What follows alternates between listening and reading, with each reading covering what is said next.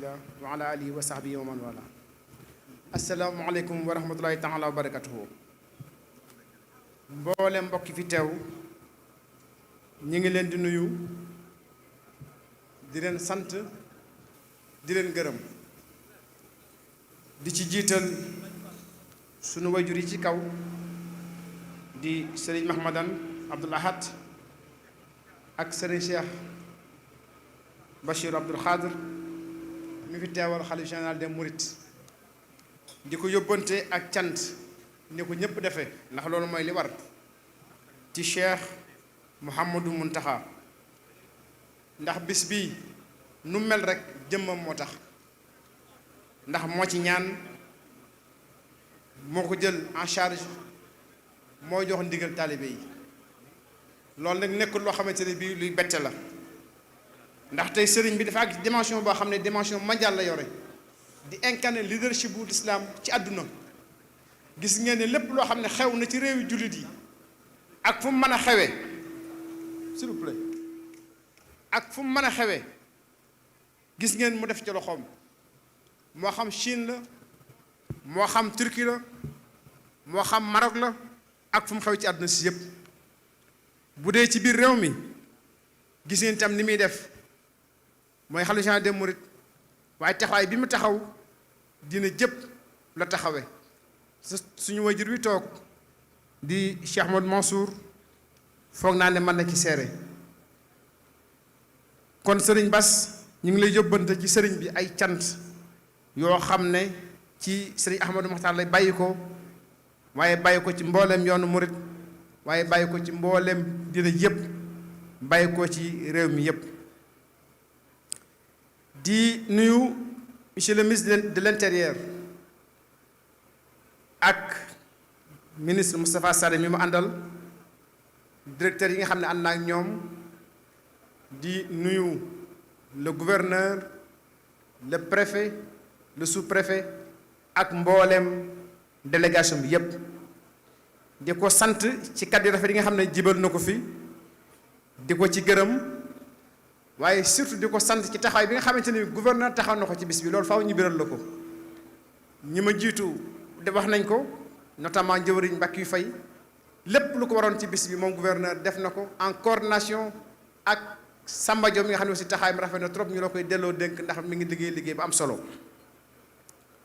kon bi nga xamee ne sëriñ bi bind na bataaxal jox ko sëriñ Ousmane, mu jox ma ko, biñ ko jébbalee léegi sëriñ ma defoon moo di lépp loo xamante ne bii dafa aju ci wàllu état ñu ngi ci xaar ñoom ñu taxaw ci taxawaay ba gën a rafet. waaye dafa jël loola jox ko ay kilifaam, lépp lu jëm ci wàllu santé, wàllu hydraulique, wàllu assainissement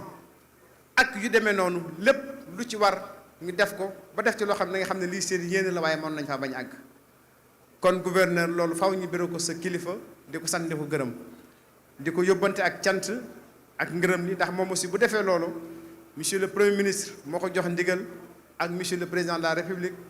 ñu xam ne sëriñ bi sant na leen, mi ngi leen di ñaanal yàlla jàppale leen ba yaakaar gi ne di am ci ñoom bañ a tas, ndax ñoom xañ na seenu jaxasu ak sëriñ bi sax yàgg na, daañu dem këram dafa demati nguur boolewu leen. kon ñi ngi lay sant, ñi ngi lay gërëm ak mbooleem ñi nga àndal ñëpp. di sant bu baax nag sëriñ bi loolu itam sëriñ Bass yow lañ koy yóbbante, kii di jawriñ Mbacke Faye ci taxawaayam bu rafet ci bis bii. loolu foog naa ne day loo xam ne munta ñàkk. li ngeen ko sant muy taxawu taalibe yi nekk seen wet, ni ngeen xam ne mi ngi ci te wuutu na leen ci. keroog ba mu déggee kàddu sëriñ Mountakha ba nga ni yendala tut fanaal tut amatut jàmm, mi ngi ci bu baax. am na yenn cant yoo xam ne danaa ci dellusi ca kanam. li nga xam ne mooy kii di sëriñ Abdou sëriñ Cheikh Aziz, yaa ngi sant di wax lu baax, waaye lu baax la ñun ñoo la ko war a wax. ndax bi nga xamee ne jël nañ la ne yow la ñuy jiital ci lii, ngay sunu mag di sunu xarit,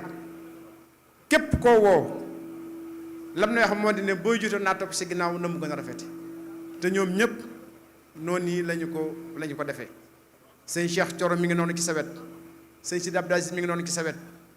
sëñ Omar mi ngi noonu ci sa wet fépp foo xamante ne bii lettre waroon na faa dem ci kilifa diine yi wala ñoo xam ne dañoo am ak jëflante ci grand sëriñ Dakar yi maa ngi leen di sant di leen nuyu di leen gërëm muy sëriñ Pape ak sëñ Abdoulaye Makhtar Diop fépp ñoo doon dem nañu fa te loolu ñëpp ñoo la ko nangul kon ñun nañ liggéeyee loolu mooy ni comité bi yëpp liggéey te loolu nag sa leadership la say jikko yu kawe la moo tax ñëpp nangul la loolu kon ñi ngi lay sant di la gërëm di ko biral si kilifa yooyu ci sa ginnaaw ba ñu xam ne sa taxawaay mati na sëkk taxawaay boobu diñ ci tudd sëriñ Bassirou Khadim Awa Ba ci fi ma doon tudd léegi fa la dugg lu baax li doon wax lépp ci moom la nekk taxawaayam bu rafet di ko yóbbantu si ak cant akum nuyoo ci xaritam mu di sëriñ Ablaye Dia nga xam ne taxawaay bu matale la bu rafet la ñi ma juuti ñëpp wax nañ ko waaye sëriñ Cheikh Aziz ni ñu lay sant di la gërëme noonu la ñuy gërëmee sëriñ Ousmane ci taxawaayam bu rafet ci biir Daaru Xudoos ñun ñëpp moo ñu dajale mooy wax ak ñun moo dox suñu diggante ak sëriñ bi ba kenn sax aajowut di àgg ci sëriñ bi lii mu taxaw ci taxawaay boo xam ne taxawaay bu matale la bu am bu mat sëkk bu rafet rafet sëriñ Ousmane bëggu ko lay tudd ci mbooloo ndax discrétion bi ak làqu gi waaye dafa am loo xam ne bis bu mel nii bu amee nga def ci loolu ñun ñi say bokk mënuñ koo ñàkk biral ba mboolem àdduna si jot ci sa kilifa fi toog itam xam ne liggéey ba rafet na te lépp lu fay def rek yaa ko mettre ci condition yoo xam ne dana ko war a mën a liggéey lépp lu mu aajowoo ci am jumtukaay itam yaa ko jël teg ko ci loxoom ba tey jii suñu borom may ñu li nga xamante ne bii moom la jotaay bi mel nii. kon ñu ngi lay sant ñu ngi lay gërëm yow itam ci sa taxawaay boo xam taxawaay bu rafet la. am na itam koo xam ne mënu su ko ñàkk a tudd muy Serigne Youssou Diop waa Hizbut Tarqiyyah taxawaay bu rafet la ñu taxaw ci yëf yi muy seen télévision muy seen lépp démb njaareem gis ngeen nam mel lañ fa def lépp bañ jotee ndigal sëñ bi ñoom itam ci loolu lañ nekkoon. dinaa dellu si ci can yi nga xam ne moo aju ci presse bi moo tax Mouridiya sëñ Youssou moo tax ma dugal leen foofu.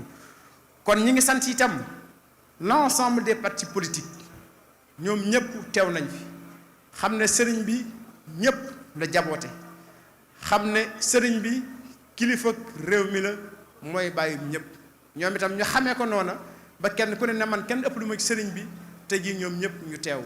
président Abdoulaye Wade yëf dafa ko jëlal boppam moom président Karim seen délégation bi gis nga ni ñu toll président Macky Sall Mbaye Ndiaye ñëw na fi moom itam ànd ak Mor Ngom ñoom itam délégation bu rëy rëy lañ jabal bu dee président Wade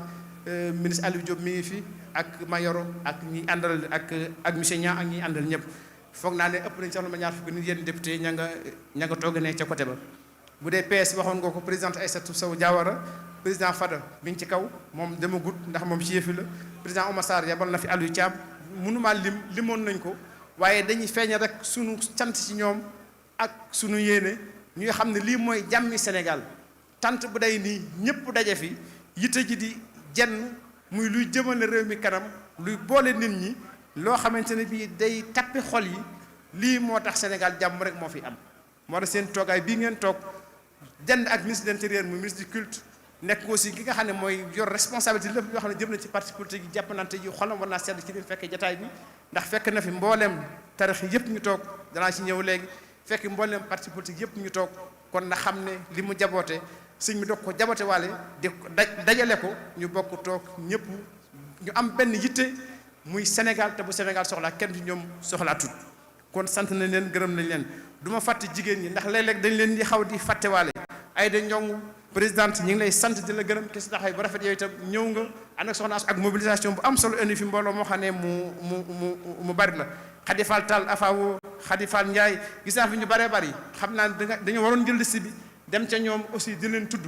xañ na duñ def parité waaye aussi dañ cee am teewaay boo xam teewaay bu am solo la gis nga tribune bi yëpp ñoom dong ñoo fa nekk fi ñu jàkkaarloo aussi ñoo fi gën a bëri kon jàpp naa ne aussi ñu leen ciy boole wàññiwut dara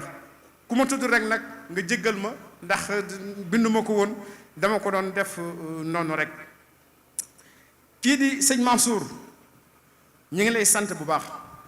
ci sa disponibilité ci sa baax ak ci ni ngay doxe ci diggante du ma wax Touba ak Tivaouane waaye ci diggante mbooleem kër diine yépp loolu moo sabab ba ñu tànn la jël la ne la ñëwal nga wax ci tullu mbooleem kër diine yi turu mbooleem association islamique yi muy cër boo xamante ne bii da nga koo yeyoo da nga koo mérité te loolu foog naa du bett kenn sama mbokki démb yi wax nañ ko Cheikh Abdou Aziz ba muy fekk Cheikh Mamadou Moustapha foog naa en 1939 la woon tubaab bi dëkk ko tere boobu ba tey foofu ngeen teg seen tànk teggiwu leen ko moo tax na nga xam ne bis bi seen bis la sequ leen ko ak kenn ak mbooleem sa nattangoo yu baax yi nga xamante ne bii ñoom nga feggal foofu te su ma tuddee day mel ne tudd naa ñëpp bu dee kii di sëriñ Cheikh Mbacké Laye moom dañ ko jox kaddu ci turandooy sëñ Modou Moustapha ak turandooy mbooleem njabootu sëñ Modou Moustapha kon day mel ne fi ma taxaw nii di wax ki turu njaboot gi fi mu doon wax moom itam boobu sañ-sañ la am ndax noonu la mel ci kër gi way juróom loolu seqoon ak ñu baax ñëpp te yemale ko woon ci sëriñ Cheikh loolu seqoon ak Cheikh Abdoul Ahad seq ko ak Cheikh Ahmed Tidiane Sy seq ko ak mbooleem ñi nga xamante ne bii ñooy seq ko ak ñi nga xamante ne bii ñooy mbooleem kër yi dina yëpp kon sëriñ Cheikh ñi ngi lay sant di la gërëm li nga xam ne mooy aussi ambassadeurs yi ñu ngi leen sant di leen gërëm bala maa sori ndax damay bañ a def faute boo xam ne day indi ay problème ñi ngi sant bu baax a baax kii aussi di soxna Dadi maa ngi jégalu ci moom laa waroon njëkkee soxna si ñu ngi lay sant di la gërëm ak ñi nga àndal ñëpp di sant aussi soxna Asu Mbàkke ak mbooleem kilifa yi nga xam ne ñu ngi fi te xañ na ràññewu ma leen maa ngi jégalu nag su ma sañoon dañuy ñëw foofu ku ne ñu bind sa tur ñëw liir ko fii waaye maa ngi jégalu comme yéen ñëpp benn ngeen ñu ngi tudd rek day mel ne tudd nañ ñëpp kon ñi ngi sant aussi les ambassadeurs ñi nga xam ne dañ fi teewaay boo xam ne am na solo et cette présence à nos côtés témoigne non seulement de l'excellence des relations qui existent entre le Sénégal et vos pays respectifs mais aussi entre ces pays et la communauté mouride et nous nous faisons toujours un plaisir de vous recevoir avec les honneurs qui sied à vos rangs. Nous sommes aujourd'hui à Massalikul Jinane, au lieu de piété, d'adoration, de savoir et creuset d'échanges et de rencontres spirituelles pour revisiter l'œuvre de Cheikh Ahmadou Bamba un siècle après. À sa disparition, le 20 Muharram 1346, toute la Oumma islamique unie comme un seul homme près Khadim Rasoul, le serviteur du prophète, paix et salut sur lui. Par sa trajectoire et ses réalisations, elle avait fini de faire l'unanimité autour de sa personne. Les plus grands érudits chantaient ses louanges à sa disparition et même de son vivant. Le Cheikh Ahmed est un bienfait que le Seigneur a accordé à toutes les créatures. Il n'a pas de défaut, si ce n'est l'adoration de son Seigneur, l'utilité à tous les hommes, matin et soir. C'est Cheikh Sidi Baba qui disait cela. Cheikh Sadibou disait, au milieu de l'océan, il est apparu comme un éclat qui a laissé les yeux éblouis. En partant, il était comme une lune. Il nous est revenu comme un soleil dans sa hauteur et sa splendeur. Son cousin, Seydi Hadji Malick Sy, le sang de Tivaouane, un des plus grands artisans de la propagation de l'islam au Sénégal, parlait de lui en ces termes. Il est né droit et vertueux. Il ne s'est jamais repenti. C'est ce que disait Seydi Hadji Malick Sy. Et ceci est rapporté par Cheikh Mouhamed Bachir dans Minanoul Bahoul Khadim. Et tous ces témoignages illustrent, si besoin en était, la place de Cheikh Ahmadou Bamba parmi les plus grands serviteurs de l'islam.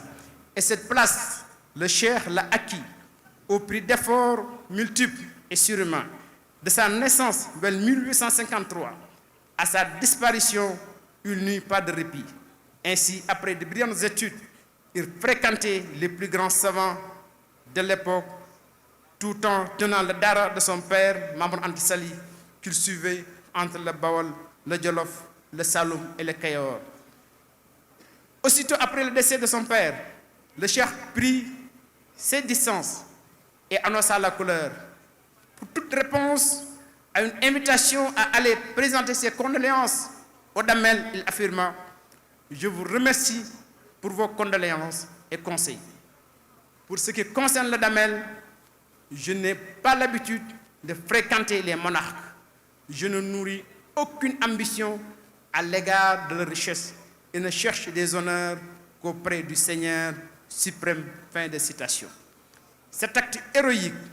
courageux et plein de dévotion, de piété et de désintérêt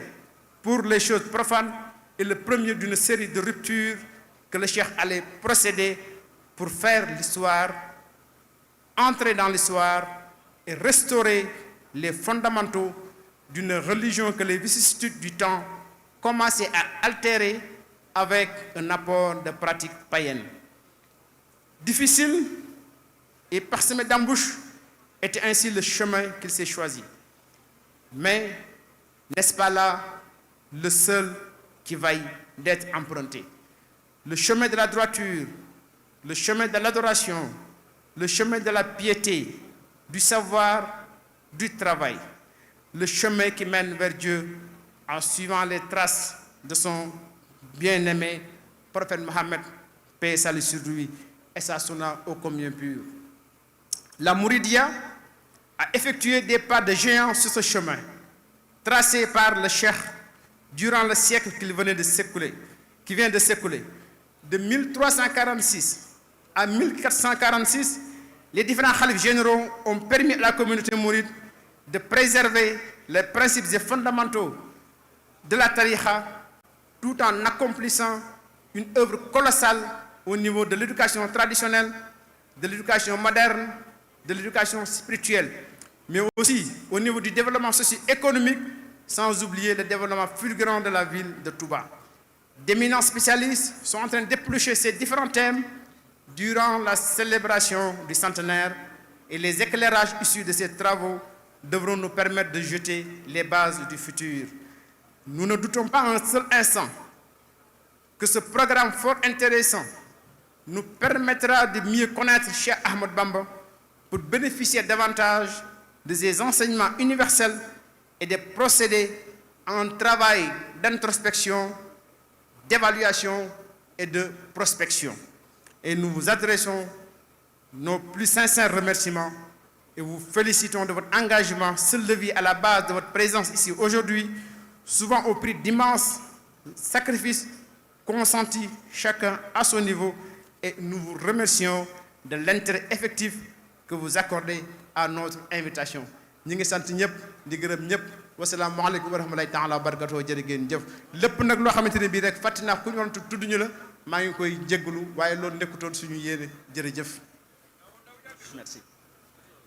jërëjëfati sëriñ bi.